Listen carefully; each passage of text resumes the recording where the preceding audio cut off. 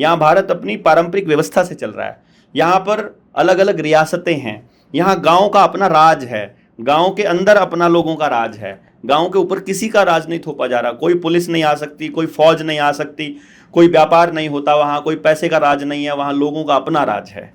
उसको तोड़ने के लिए उन लोगों का सहारा लिया गया। मेरे गांव से किसी व्यक्ति को इंक्लूड नहीं किया, तो उस संविधान को बनाने में मेरे गांव का कोई रोल नहीं है। आपके गांव से भी नहीं लिया गया ना, कुंगड़ से, तो आपके गांव का कोई रोल है?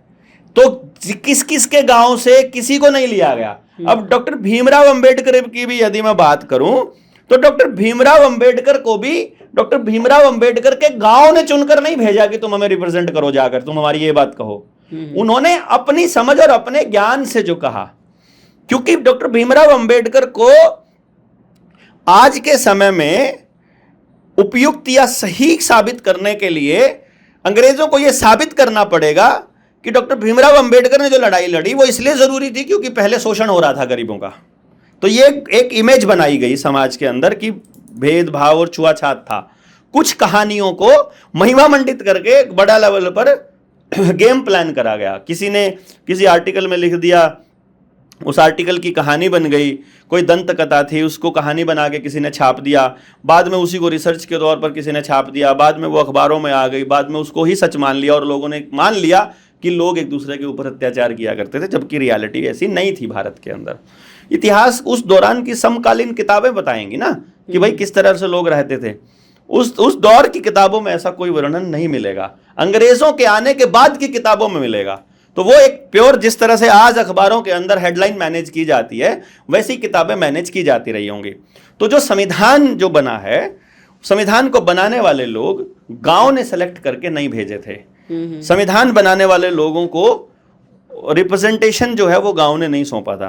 तो मैं नहीं मानता कि संविधान गांव के लोगों को द्वारा बनाया गया है। ये कुछ लोगों ने बनाया है। जिस सभा को बनाने का काम अंग्रेजों ने ही किया था, तो अंग्रेजों की सभा है। अगर अंग्रेजों का मतलब अगर राज है उस वक्त, और अंग्रेज ही तय कर रहे हैं कि तुम कौन सा कानून तुम्हारे ऊपर बनाया जाएगा, तो आज भी संविधान के अंदर क्या अमेंडमेंट हो सकते हैं, राष्ट्रपति के सिग्नेचर के बिना पॉसिबल नहीं है। इधर से गवर्नर के सिग्नेचर के बिना पॉसिबल नहीं है। गवर्नर काम कर रहा है राष्ट्रपति के अंडर, और राष्ट्रपति तो वहीं से काम चलता है। इंग्लैंड की परमिशन के बिना राष्ट्रपति की क्या औकात है चलने की। हमको ये बताया गया है कि प्रधानमंत्री की सलाह पर राष्ट्रपति सिग्नेचर करता है, जबकि असलियत ये है कि सलाह वहाँ से आती है इंग्लैंड से, तब जाके यहाँ कानून बनेगा। और देश की जनता के हित का, देश के लोगों के हित का एक भी कानून बनाने की औकात इस लोकसभा और विधानसभा में नहीं है। केवल सत्यानाश करने के लिए जो कानून बनेगा फटाक से पास हो जाएगा, और सारे एमपीज को पहले से इंस्ट्रक्शंस होती हैं, विपक्ष वालों को भी और पक्ष वालों को, कि ये वाला कानून तुम रोकना नहीं है तुमको। अब आप देख लो ना, बीएनएस आया 177, और उससे पहले कुछ अमेंडमेंट्स किए गए। 177 पार्लियामेंट के मेंबरों को सस्पेंड कर करके इस तरह के कानून लाए गए जो कि फिजिबल ही नहीं थे। डिजास्टर मैनेजमेंट एक्ट है, ख़त्म करने की औकात नहीं है किसी की, जिसके अंतर्गत आपको टाडा जैसे मतलब अधिकार दे दिए गए हैं।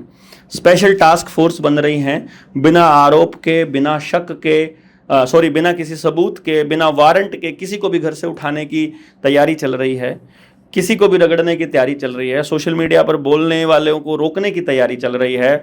आपको एक एक चीज़ को सर्वेलेंस पर रखने के लिए आपको पूरा पॉइंट आउट किया जा रहा है, आधार के साथ कनेक्ट किया जा रहा है आपकी हर चीज़ को। ये सारा का सारा क्या है आई डोंट नो, लेकिन संविधान के हिसाब से नहीं हो रहा है।